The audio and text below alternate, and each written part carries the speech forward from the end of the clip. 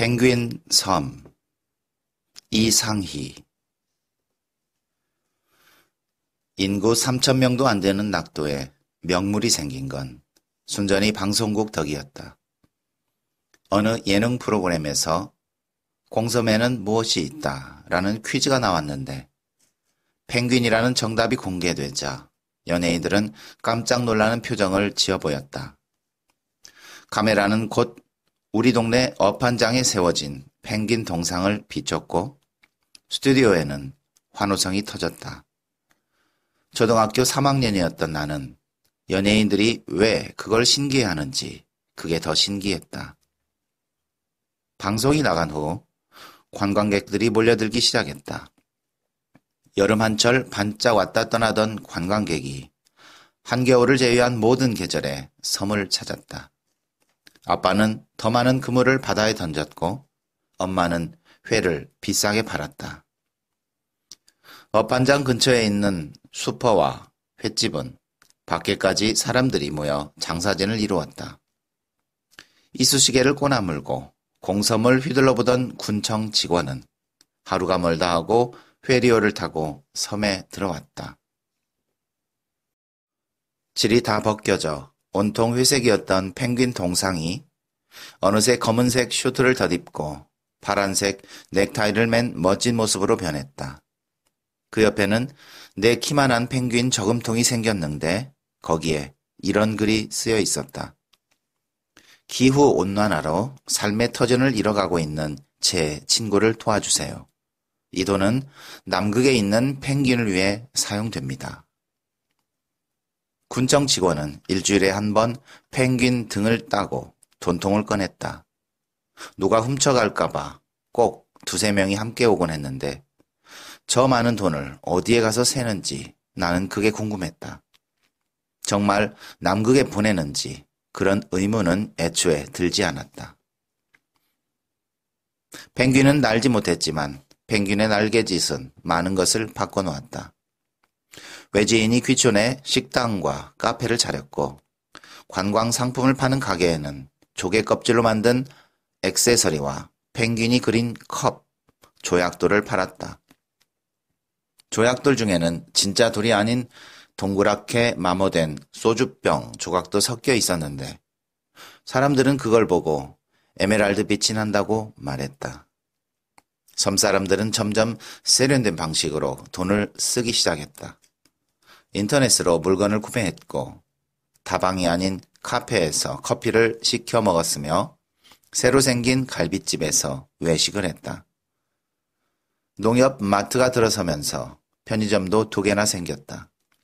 펭귄 동상 덕분에 섬은 점점 부촌이 되어갔다. 화씨 띠떼끼 밥 안 처먹나. 남동생 화순이었다. 한쪽 다리를 내밀고 고개를 삐딱하게 숙이고 있는 모양이 제법 그럴듯했다. 혀가 짧아 개구리 중사 캐로로를 캐도도로 발음한다며 친구들에게 매일 놀림을 받더니 외삼촌에게 욕을 배운 후로는 우는 날이 줄었다. 그러나 부작용 또한 만만치 않았다. 시도 때도 없이 화난 성게처럼 가시를 세우고 욕을 해대는 통에 화손을 뺀 우리 가족은 자주 민망했다. 울고 오는 것보다 낫지 않겠냐는 엄마, 아빠의 암묵적인 동의로 화순의 욕은 날로 화려해졌다. 카세트를 끄고 부표에서 일어났다. 나는 화순에게 주먹 날리는 신용을 해주었다. 그러자 화순은 가소롭다는 표정을 지어 보였다. 오늘 저녁 외삼촌의 사업에 대해 대책회의를 하기로 한 걸 잊어버리고 있었다. 부서진 부표를 폐 그물 뒤에 숨겨두고 나는 화순을 따돌리며 집으로 뛰어갔다. 상위에는 오징어 똥장찌개와 돔 튀김이 올라와 있었다. 겨우 이걸 먹고 아이디어를 내라니. 나는 저항의 의미로 젓가락으로 밥알을 떼어 먹었다. 붕어빵이나 팔까? 좀 있으면 추워지니까. 외삼촌이 짧은 머리를 벅벅 긁으며 말했다. 10,000원 벌려면 40개 구워야 한다. 차라리 배를 타라. 엄마의 핀잔에 외삼촌은 두 손으로 얼굴을 비볐다. 그러자 없던 쌍꺼풀이 진하게 생기는 바람에 하마터면 토할 뻔했다. 외삼촌은 숯검댕이 같은 눈썹을 실룩거리며 말했다. 500원 받으면 안 되나? 편의점 팥빵도 800원 받더라. 붕어빵이 뭐라고 그 돈 주고 사 먹겠노. 그때 술에 취해 코를 골던 아빠가 느닷없이 중얼거렸다. 일을 간 건지 잠꼬대를 한 건지 알 수 없었다. 그러나 엄마는 아빠의 말을 이렇게 알아들었다. 펭귄빵? 그거 좋다. 요즘은 관광지마다 특산물 빵이 인기더라. 그런 건 어디서 떼다 파노? 엄마는 한심한 눈초리로 외삼촌을 바라봤다. 때리치아라. 때리치아라, 외삼촌아. 화순이 눈을 까뒤집으며 놀렸다. 외삼촌의 머리가 안 돌아간 건 오징어 똥장찌개 때문임이 틀림없어 보였다. 주물 공장에 주문한 빵틀이 도착한 건 10월 초였다. 붕어빵보다 2배나 큰 펭귄 모양이었다. 펭귄빵 속에는 팥이 들어갔는데 붕어빵보다 더 고소하고 맛있었다. 외삼촌은 식용유 대신 마가린을 빵틀에 발라 빵을 구웠다. 수산물 시장에서 15년간 붕어빵 장사를 했다는 달인에게 10만 원을 주고 배워온 비법이라고 했다. 돈이 썩어 빠졌다. 엄마가 말했다. 화수는 맛있다며 온몸을 오징어처럼 구겼다. 포장마차 앞에는 공선 명물 펭귄 빵 게시라는 플래카드가 붙어 있었다. 화순이 고개를 갸웃거리며 물었다. 빵 게시가 뭐고? 빵 판다고 하는 말이다.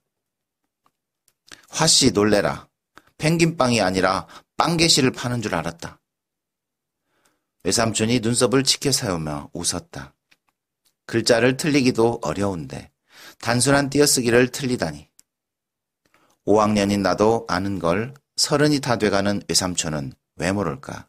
나는 외삼촌의 장사가 심히 걱정되었다. 외삼촌은 펭귄 동상 앞에 포장마차를 차렸다. 귀여운 곰돌이 그림이 그려진 빨간색 앞치마를 맨 모습이 개그맨 같았다. 그래서인지 동상 앞에서 사진을 찍던 관광객이 줄을 서서 빵을 사 먹었다. 솜씨가 서툴러 덜 익거나 탄 빵이 나갔지만 그래도 사람들은 호호 불어 빵을 먹었다. 공섬의 명물이자 특산물이라고 소리치는 화순 덕분에 외삼촌의 전대는 점점 부풀어 올랐다. 한 차례 손님이 빠져나간 후 나와 화순은 식은 빵을 먹고 있었다. 그때 회색 승용차 한 대가 먼지를 일으키며 포장마차 앞에 섰다. 차에서 내린 사람은 언젠가 업한장에서 본 적이 있는 면장님이었다. 뒷짐을 진 채 몸을 옆으로 흔드는 게 습관인 듯 보였다. 면장님은 여기서 장사를 하면 안 된다고 말했다. 외삼촌이 따졌다. 어딜 가나 다 먹을거리 장사 아인교? 포장마차라서 안 된다는 겁니까? 그게 아니라 하여튼 미관상 안 좋다. 이게 군청의 방침이라요. 육지 폐기물들 공섬에 갖다 버리는 거 모를 줄 아는겨? 미관은 무슨 씨? 그것도 차차 치울 겁니다. 면장님은 뒷주머니에서 손수건을 꺼내 땀을 닦아냈다. 외삼촌은 겁을 주고 싶었는지 자꾸만 짙은 눈썹을 실룩거렸다. 그러나 같은 말만 되풀이하는 면장님을 당해낼 재간이 외삼촌에게는 없었다. 아니, 그럴 용기가 없었는지도 모른다. 면장님을 태운 차는 유턴할 곳을 찾지 못해 등대까지 가서 돌려 나오느라 하마터면 바다에 빠질 뻔했다. 그날 밤 엄마에게 자초지종을 설명하던 외삼촌은 새빨간 거짓말을 곁들였다. 면장 차를 확 때려 부시려고 했디마는 땀을 뻘뻘 흘리면서 내빼더라. 결국 포장마차는 나의 아지트인 업한장 폐그물 더미 옆으로 이사를 했다. 펭귄 동상에서 걸어서 5분 정도 떨어진 업한장과 마주한 공터였다. 이렇게 작은 섬에서 5분은 꽤 먼 거리였다. 관광객은 동상 앞에서 사진만 찍고 미니버스를 타고 가버리기 일쑤였다. 빵 하나 안 주나? 어판장 앞에서 생선을 팔던 아줌마가 웃으며 소리쳤다. 그제야 외삼촌은 인사가 늦었다며 빵을 구웠다. 나는 따뜻한 펭귄빵을 안고 영덕호 아줌마에게 갔다. 그때 재원호 아줌마가 영덕호 아줌마에게 속삭였다. 저기서 빵 장사를 하면 누가 회를 사 먹노? 배불러서 다 간다 아이가. 그렇게 말이다. 횟집들도 다 싫어하더라. 화순내 얼굴 보고 참긴 참는데. 나는 물고기가 팔딱팔딱 뛰고 있는 고무통 옆에 빵 봉지를 얼른 내려놓았다. 11월인데도 따뜻한 날이 계속되었다. 어판장 사람들은 미친 날씨라고 욕하면서도 활기가 넘쳤다. 가을 방어회를 맛보려는 관광객의 발걸음이 끊이지 않았다. 문제는 회 파는 아줌마들의 자리 다툼이 심해진 것이다. 조업이 늦어진 배들은 어판장 뒤쪽에 자리를 잡아야 했는데 그러면 회가 팔리지 않았다. 그래서 순서를 정해 자리를 바꾸기로 했지만 그 방법도 얼마 가지 못했다. 며칠에 한 번씩 들어오는 원양 어선과 어쩌다 고기를 많이 잡은 배들이 갑자기 끼어들었기 때문이었다. 한날은 머리채를 잡고 싸우는 아줌마들 때문에 엄마의 빨간 고무통이 뒤집어진 적이 있었다. 이에 어촌 계장이 내놓은 묘책은 이랬다. 지정석, 원하는 자리를 돈을 주고 사는 거였다. 그것도 연세로. 아줌마들은 말 같지 않은 소리 하지 말라며 이게 누구 땅이냐고 따졌다. 그러자 어촌 계장이 말했다. 밤새 잠도 못 자고 자리 지키는 것보다 안 낫나. 1년 내내 편하게 회 팔아라. 하루에 몇백씩 벌면서 100만 원이 뭐 아깝노? 근데 그거 누구 생각인겨? 돈은 어디에 쓰고요? 엄마가 물었다. 회센터 지을 거란다. 군에서 우리한테 신경 억수로 쓴다, 아이가. 군청에서 그렇게 돈 거두라 했습니까? 엄마의 말에 어촌계장은 외삼촌을 힐끗 쳐다보며 말했다. 공섬도 이제 어엿한 관광지다. 어중이 떼중이처럼 대충 장사할락 하나. 엄마는 그만 입을 다물었다. 어촌계장은 헛기침 후 다시 말을 이었다. 아줌마들은 한돌씩 고개를 끄덕이기 시작했다. 외삼촌이 어떤 역할을 했는지는 몰라도 합의는 속도를 냈다. 외삼촌과 엄마는 육지 사람이었다. 공섬에 시집온 엄마를 보러 외삼촌은 1년에 한 번 정도 섬을 다녀갔다. 그때마다 이런 촌구석에서 어떻게 사냐고 구시렁거렸다. 그런 외삼촌이 공섬에 들어와 장사를 하기까지는 어쩔 수 없는 사정이 있었다. 외삼촌은 방위산업체에서 번 돈으로 트럭을 샀었다. 화물 일을 하다가 허리를 삐끗하는 바람에 간고등어와 조기를 싣고 전국을 돌았다. 그만 하다는 외삼촌의 안부 전화에 귀가 얇아 걱정이라며 엄마는 한숨을 쉬었다. 작년 외삼촌은 지인에게 주방세제 사업을 제안받았다. 10리터 한 통에 10,000원에 팔면 50대 50으로 나누는 거였다. 단번에 오케이를 한 외삼촌은 지도를 펼쳐놓고 대한민국 북쪽에서부터 남쪽까지 전국을 돌아다녔다. 골목골목을 누비며 불티나게 세제를 팔았고 빵빵한 전대 그대로 사장에게 갖다 줬다. 다시 북쪽으로 올라가 장사를 시작하려는 때 사장은 연락을 끊었다. 돈 한 푼 받지 못한 채였다. 사장을 잡아 죽여버리겠다는 꿈을 안고 여인숙에서 술을 마시던 어느 날 외삼촌의 물건이 TV에 나왔다. 모자이크로 얼굴을 가린 아줌마가 외삼촌이 판 주방 세제를 들고 분통을 터뜨리고 있었다. 가짜 유통업자에 대한 시사 고발 프로그램이었다.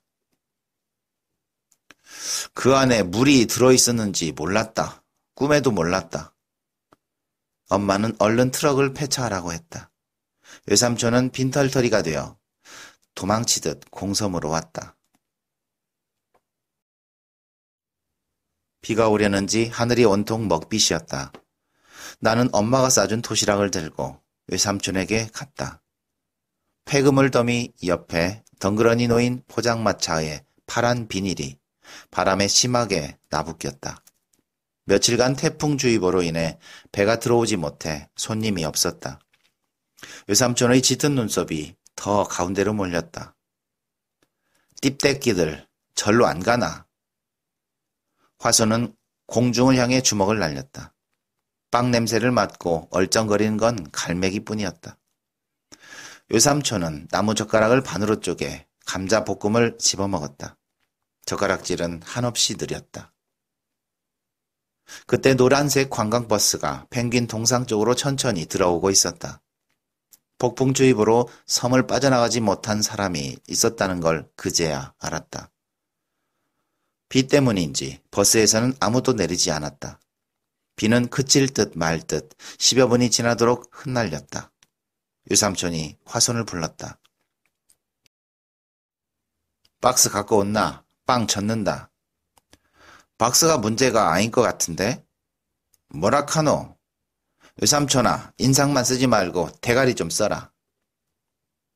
비웃는 화순을 향해 외삼촌은 눈을 부라렸다. 나는 둘 사이를 비집고 들어가 종이봉투를 열고 빵을 담았다. 화순은 양손에 빵 봉투를 들고 버스로 향했다.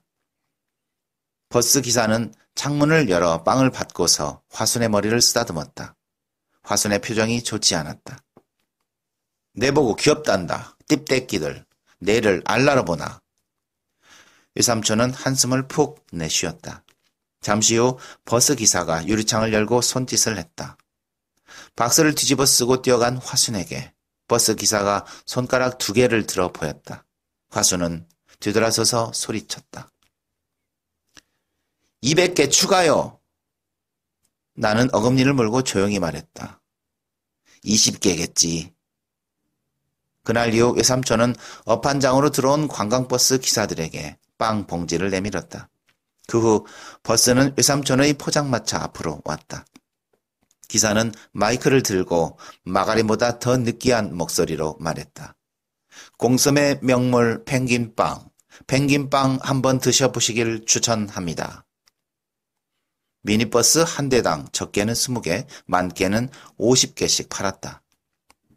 하루에 들어오는 버스만 해도 5대는 넘었고 해변 가요제에 초청받아온 트로트 가수가 펭귄빵을 사먹는 모습이 방송에 나가자 외삼촌의 장사는 소위 대박이 나기 시작했다. 외삼촌의 빵 굽는 기술은 날로 들었다. 빵틀에 마가린을 듬뿍 바르고 펭귄 발바닥까지 팥을 넣었다. 빵은 날로 더 맛있어졌다.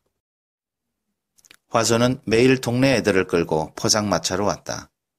신발 주머니에 있던 고무딱지가 동이 날 때까지 아무도 집에 가지 않았다.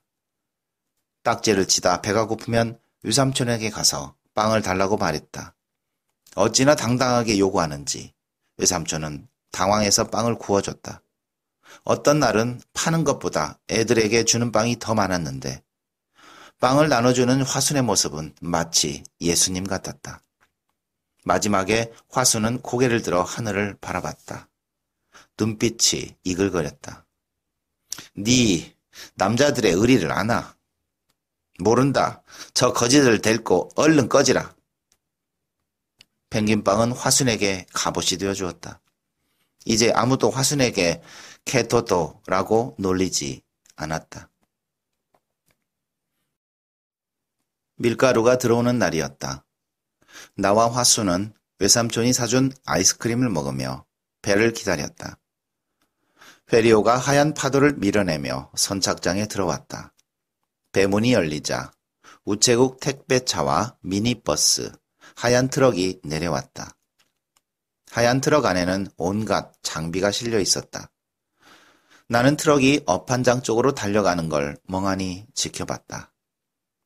외삼촌은 밀가루 2포대를 수레에 실었다. 바퀴가 하나 달린 노란색 수레였다. 화순은 자기가 수레를 끌어보겠다고 했고 외삼촌은 선뜻 수레를 넘겨줬다. 화수는 수레를 잡자마자 비틀거리다가 넘어졌다. 찢어진 포대 옆구리에서 꿀럭꿀럭 밀가루가 새어나왔다. 안 다쳤니? 외삼촌이 화손을 일으켜 세웠다. 화씨, 뒤질 뻔했네. 화순의 목소리가 떨렸다. 아무래도 많이 놀란 모양이었다. 양 손바닥이 갈퀴처럼 긁혀 몽골몽골 피가 솟아올라왔다. 화순은 금방이라도 울 것처럼 입을 쭉 내밀었다. 외삼촌이 다급하게 말했다. 돈 많이 벌면 뭐 사준다고 했지? 스마트폰? 그래. 화수이처럼 억수로 똑똑한 스마트폰 사줄게. 근데 돈은 언제 많이 버노? 나는 한 손으로 수레를 잡고 다른 한 손으로는 터진 밀가루 포대를 막고 있었다. 양팔이 찢어질 것 같았다.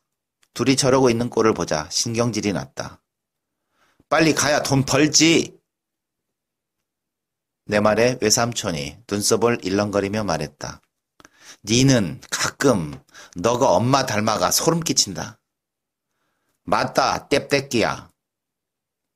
화수는 손등으로 눈물을 닦고 외삼촌 뒤를 졸졸 따라갔다. 업한장에 도착하자 하얀 트럭이 펭귄 동상 앞에 서 있는 게 보였다. 뭔가 불길한 꿍꿍이가 느껴졌다. 외삼촌이 반죽을 만드는 동안 나와 화수는 동상 앞으로 갔다. 아저씨 둘이 트럭에서 장비를 끌어내고 있었다. 곧 텐트 같은 틀이 세워지고 그 위에 포장이 덮였다. 아래는 초황색, 위는 투명한 포장이었는데 지퍼가 달려있어 포장을 여닫을 수 있었다. 아저씨 둘이 커다란 빵틀을 들고 포장 안으로 들어갔다. 나는 빵틀을 유심히 바라봤다. 붕어 모양인 줄 알았는데 펭귄 모양이었다. 큰일났다. 전쟁자가 나타났다. 전쟁? 경쟁자겠지. 내 말에 외삼촌은 빵 뒤집는 꼬챙이를 내팽개치고 동상으로 갔다. 그곳에는 외삼촌 것보다 훨씬 큰 포장마차가 세워져 있었다. 원조 펭귄빵 특허 출원이라는 플래카드를 본 외삼촌의 눈이 점점 커지기 시작했다. 누가 여기 허가 내줬습니까? 아저씨 한 명이 외삼촌을 흘낏 쳐다보며 말했다. 저희는 이거 설치하는 사람이라 잘 모릅니다. 사장님은요? 글쎄요. 내일 들어오지 싶은데. 외삼촌은 눈썹을 실룩거릴 뿐 아무 말도 하지 못했다. 아저씨들에게 따져봐야 소용없는 일이라고 생각하는 듯했다. 포장마차로 돌아온 외삼촌은 내내 시무룩했다. 나는 화순과 집으로 걸어갔다. 면장님이 말한 미관이라는 게 포장마차의 크기를 말하는 거였나? 외삼촌이 더 큰 포장마차를 차린다면 펭귄 동상 앞에서 장사할 수 있을까? 나는 곳곳에 쌓여있는 폐 그물 더미를 바라봤다. 어른들의 일은 모두 저 그물처럼 복잡하게 꼬여있는 것만 같았다. 화순을 집에 데려다 준 뒤 제당으로 갔다. 내가 태어나기 전 만선을 기도드리던 늙은 무당이 죽고 제당은 아이들의 놀이터가 되었다고 했다. 둔덕이었던 오르막길이 49개나 되는 계단으로 바뀌었는데 그 계단은 무척 좁아서 어른들의 발 뒤꿈치가 삐져나왔다. 나와 화수는 가위바위보를 하며 계단을 오르기도 했고 눈이 많이 쌓이면 계단 한쪽을 삽으로 편편하게 눌러 미끄럼을 타기도 했다. 제당은 유일한 놀이터였다. 가파른 계단을 오르자 박스를 덮고 자는 노숙자들이 보였다. 날이 따뜻해지면 노숙자가 더 늘어났는데 여인숙 비용을 아껴 술을 마시는 선원들이었다. 그중 아빠배를 탔던 선원도 있었다. 큰 키에 회색 모자를 쓰고 다니는 꺽다리 아저씨였다.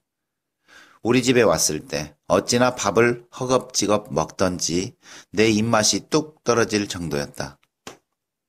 젊은 사람이 왜 공섬까지 왔냐는 엄마 말에 끝까지 대답하지 않던 꺽다리 아저씨에게 아빠는 최대한 욕을 아꼈다. 파도가 거친 날이었다. 꺽다리 아저씨는 배를 타자마자 멀미를 시작했다. 그러다 그물을 제때 걷어 올리지 못해 스크루에 그물이 감겼다. 잔뜩 화가 난 아빠가 세상에 있는 욕을 다 해대는 바람에 꺽다리 아저씨는 그날로 도망을 갔다. 그 후 남의 배를 타는지 종종 모습을 드러내곤 했는데 걷는 모습이 꼭 좀비 같았다. 그러다 제당에서 술을 마시고 땅바닥에 드러누워 잠을 자기 시작했다. 어느 초겨울 아침이었다. 구급차가 와서 죽은 노숙자를 실어갔다. 밤사이 누군가 큰 돌로 노숙자의 머리를 내리쳤다고 했다. 바닥은 물론 나무까지 피가 튀었는데 아이들은 그 혈흔을 찾을 때마다 대단한 걸 발견한 것처럼 떠들어댔다. 경찰보다 더 빠른 수사력으로 범인까지 잡을 기세였다. 결국 경찰의 늦장 수사로 살인범은 섬을 떠났다. 파출소장 아들이 죽었대도 그랬을까? 엄마의 그 말이 내내 머릿속에 맴돌았다. 그 후 꺽다리 아저씨는 어디에도 보이지 않았다. 펭귄이 유명해지면서 횟집 2층에 돈가스집이 생겼다. 육지에서 정육점을 했다는 뚱뚱한 사장님은 짧은 목을 까딱하며 사람들에게 인사를 했다. 자장면으로 유명해진 제주도의 어느 섬 이야기를 하며 여기에 뭐 볼 게 있냐. 오징어 똥창찌개나 해먹고 천의 구와 같은 섬에 돈가스 하나로 1년 내내 관광객을 불러 모으겠다는 포부를 내비쳤다. 그러나 오픈발이 끝나자 손님이 뜸해졌고 당일치기 관광객은 돈가스를 사 먹지 않았다. 사장님은 다음 해 자살을 했다. 경찰들 사이를 비집고 바라본 시커먼 나무토막이 사장님의 시체였다는 걸 시간이 지나서야 알게 되었다. 어른들은 그들의 죽음을 지나가는 바람처럼 쉬이 잊었다. 죽음이 마치 그 사람 혼자 잘못인 것처럼. 공섬에 들어온 떠돌이의 인생이 늘 그런 것처럼 대했다. 나는 언젠가부터 어른들이 불편하고 싫어졌다. 제당 안쪽에 있는 큰 바위에 올라앉았다. 새빨간 노을이 바다를 물들이고 있는 게 보였다. 눈을 깜빡이지 않고 얼마나 오래 쳐다볼 수 있는지 혼자서 내기를 했다. 눈을 가늘게 뜨자 꽤 오랫동안 노을을 바라볼 수 있었다. 눈앞이 어지러웠다. 빨간 안경을 쓴 것처럼 온 사방이 불바다로 변한 것 같았다. 제당나무 뒤에 어떤 남자가 소주병을 들고 있었는데 꺽다리 아저씨 같기도 하고 외삼촌 같기도 했다. 나는 놀라 바위에서 뛰어내렸다. 날이 어두워 주위는 점점 검붉게 변해갔다. 나는 작게 소리쳤다. 외삼촌! 외삼촌! 늦은 밤까지 엄마와 외삼촌의 작전회의는 계속됐다. 외삼촌은 원조라는 말에 열을 올렸고 엄마는 그게 중요한 게 아니라고 말했다. 장사는 목이 90%다. 코앞에 빵 놔두고 니한테 가서 묻겠나. 군청에 전화해라. 전화해서 뭐라고 하노? 왜 그 사람들한테만 좋은 자리 주냐고 따져야지. 돈 내라고 하면? 할 수 없다. 천지가 우리 세상인 줄 알고 살았는데 이제는 땅도 함부로 못 밟는다. 의도가 괘씸해도 왜하겠노? 엄마는 한숨을 내쉬었다. 결국 돈 때문이라는 결론이 내려졌고 적전선을 찾기 위해 고민해야 할 단계로 넘어갔다. 나는 티격태격하며 엑소를 따져보는 둘의 이야기를 듣다가 잠이 들었다. 다음 날이었다. 지정석에 앉아 회를 팔고 있는 엄마에게 외삼촌은 손가락 5개를 들어 보였다. 엄마는 입술을 지그시 깨물었다. 1년에 500만 원. 그것도 한 번에 대라는 군청 직원의 목소리가 들렸다. 엄마는 군청에 화가 난 건지 어리버리한 외삼촌에게 화가 난 건지 알 수 없었다. 내내 시무룩한 외삼촌의 얼굴을 보다 못해 한마디 했다. 여기서 장사하면 안 되나? 저쪽 놔두고 여기까지 오겠나? 그러니까 머리를 써야지. 팥 말고 딴 걸 넣던지. 딴 거 뭐? 내가 왜 안 오? 내가 아직 5학년이다. 나는 자랑처럼 그 말을 내뱉었다. 화내면 안 되는데 소 때려잡게 생겨서 날파리한테 F키라도 못 부리는 외삼촌을 슬프게 하면 안 되는데 그런 생각을 하며 외삼촌을 힐끗 쳐다봤다. 아래턱에 힘주고는 입을 쭉 내밀고 있었다. 화순은 텅 빈 실내화 가방을 들고 씩씩거리며 걸어왔다. 나는 화순을 내리고 펭귄 앞 포장마차로 향했다. 우리는 펭귄을 구경하는 척 동상 안에 들어가 있었다. 포장마차에는 부부처럼 보이는 남자와 여자가 빵을 굽고 있었는데 속도가 느렸다. 화순이 입꼬리를 올리며 말했다. 띠떼끼들 제대로 하지도 못하는 게.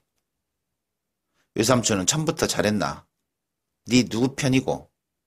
그거는 모르겠는데 네 편은 아니다. 그때 남자가 우리에게 손짓을 했다. 나와 화수는 미적미적 펭귄 동상 밖으로 나갔다. 빵 하나 먹어볼래? 평가 좀 해도. 거절하기가 그래서 받아든 빵은 작고 통통했다. 붕어빵처럼 납작하고 길쭉한 외삼촌의 빵과 달리 오동통한 몸매에 콕콕 찍은 듯한 눈, 코, 입이 귀여운 빵이었다. 예전에 육지에서 사 먹었던 땅콩빵과 비슷했다. 빵을 깨물자 노란 크림이 나왔다. 어찌나 달콤하고 향기로운지 나도 모르게 탄식이 흘러나왔다. 나는 입안의 것을 꿀꺽 삼키고 말했다. 특허가 뭔데요? 펭귄빵을 처음 만든 사람한테 주는 거다. 우리 외삼촌이 먼저 만들었는데요. 그럴 리가 없다. 그렇게 젊은 부부와 나, 화순, 맞은편에서 회를 팔던 엄마가 외삼촌의 포장마차 앞에 모였다. 일제히 고개를 들어 공섬 명물 펭귄 빵개시라는 플래카드를 바라봤다. 남자가 물었다. 혹시 별명이 펭귄인겨? 뭐라카노, 내 별명은 송승헌입니다. 불만 있는겨? 외삼촌은 송충이 같은 눈썹을 실룩거려 보였다. 그러자 남자가 대답했다. 펭귄 빵개시, 그러니까 펭귄이 빵을 파는 거를 시작했다. 이 말인데요. 우리는 다시 플래카드를 올려다 봤다. 단순한 띄어쓰기가 이렇게 결정적인 실수가 될지 몰랐다. 뭔 말 같지도 않은 소리를 짓거리노? 군청에 빽 있는 거 다 아는데 뒤 한 파볼까? 우리는 돈 내고 장사하니더. 요즘 세상에 빽이 어딨노? 여자는 그 말을 하고는 엄마의 눈을 피했다. 엄마는 그 순간을 놓치지 않았다. 그 얼굴 뾰족한 과장이가? 아니면 군수가? 우리한테 따질 게 아니고 자릿세 내고 당당히 장사하소. 언제부터 공섬이 자릿세 내고 장사하는 데고 여가 누구 땅인데 어디 못된 것들이 함부로 들어와서 지랄이고 지랄이? 엄마의 고함에 젊은 부부는 고개를 흔들며 자리를 떠났다. 화순이 울먹이기 시작했다. 엄마, 외삼촌 망하는 기가 저 빵이 훨씬 맛있어가 큰일 났다. 외삼촌은 멍한 얼굴로 하늘을 올려다봤다. 갈매기는 속도 모르고 신이 나서 날아다녔다. 마치 우리를 놀리듯 끼룩끼룩 웃었다. 아무것도 없어서 서로 경쟁할 것이 없던 공섬. 이제는 돈을 낸 사람만이 생선을 팔고 빵을 팔게 됐다. 누가 공섬을 이렇게 만들었을까? 이제 겨우 작은 포장마차 안에 자리를 잡은 외삼촌이었다. 포장마차가 없었다면 어느 땅에서 헤매고 있을지 몰랐다. 외삼촌의 집이고 꿈이었던 곳이 흔들리고 있었다. 모든 게 펭귄 탓 같았다. 펭귄 때문에 사람들의 욕심이 커졌다. 돈 없는 사람들이 자꾸만 밀려났다. 그러나 사실 펭귄에게 먼저 등을 돌린 건 섬 사람들이었다. 얼음 공장을 옮긴 지 10년이 지나도록 치워지지 않은 펭귄 동상을 사람들은 냉대했다. 혼자서 비를 맞고 눈을 맞을 동안 사람들은 한 번도 펭귄을 돌봐주지 않았다. 나는 펭귄을 향해 돌아섰다. 그리고 두 손을 모았다. 모두가 잠든 밤, 외삼촌을 위해 외삼촌의 포장마차를 지켜주기를 나는 기도하고 또 기도했다. 파도가 칠 때마다 배들이 일렁거렸다. 배는 자신을 당겨 묶은 밧줄과 줄다리기를 하는 것 같았다. 배 바깥에 달아놓은 폐타이어가 서로 부딪힐 때마다 비명 같은 소리가 났다. 그러다 밧줄이 뚝 하고 끊어질 것 같아 불안했다. 띠떼끼, 삐대나, 존나 까부네, 아가디 다쳐. 외삼촌이 준 마지막 선물은 꽤 유용했다. 화수는 친구들 사이에서 동네 깡패로 통했고 제법 카리스마도 생겼다. 덕분에 혀 짧은 소리가 더 이상 우습게 들리지 않았다. 그런 화순이 펑펑 운 날이 있었는데 불과 일주일 전이었다. 외삼촌은 스마트폰을 사주지 못해 미안하다며 냉동실 가득 아이스크림을 넣어주었다. 그리고 이렇게 말했다. 화수이 진짜 멋있는 게 뭔 줄 아나? 뭔데? 속으로 오는 남자다. 화수는 조그만 입술을 굳게 다물고 고개를 끄덕였다. 화손을 태운 회리오가 공섬을 빠져나가기 시작했다. 스크루가 힘차게 돌아가자 바닷속에서 파도가 휘몰아쳤다. 나는 화손을 힐끗 쳐다봤다. 눈에 힘을 준 채 배를 바라보고 있었다. 멋진 남자가 튀었다는 축하 인사로 화순에게 엄지손가락을 치켜들어 보였다. 화순은 그런 나를 보더니 갑자기 입을 쭉 내밀었다. 왕 하고 터진 울음소리는 백고동 소리보다 컸다. 엄마는 동네 창피하다며 화순의 발을 질질 끌고 집으로 갔다. 나는 외삼촌이 탄 배가 보이지 않을 때까지 계속 서 있었다. 눈발이 날렸다. 한두 송이 흩날리던 눈이 빠르게 내리기 시작했다. 길바닥은 어느새 스티로폼 알갱이를 뿌려놓은 듯 하얗게 변했다. 눈발 사이로 짙푸른 바다가 한눈에 들어왔다. 파도는 배가 지나간 자리를 계속 지우고 있었다. 외삼촌은 이제 어디로 가는 걸까? 나는 눈을 감았다. 차가운 바람이 코 속에 들어왔다. 가슴이 서늘해졌다. 나는 바다를 헤엄쳐서 돌아오는 외삼촌의 모습을 상상했다.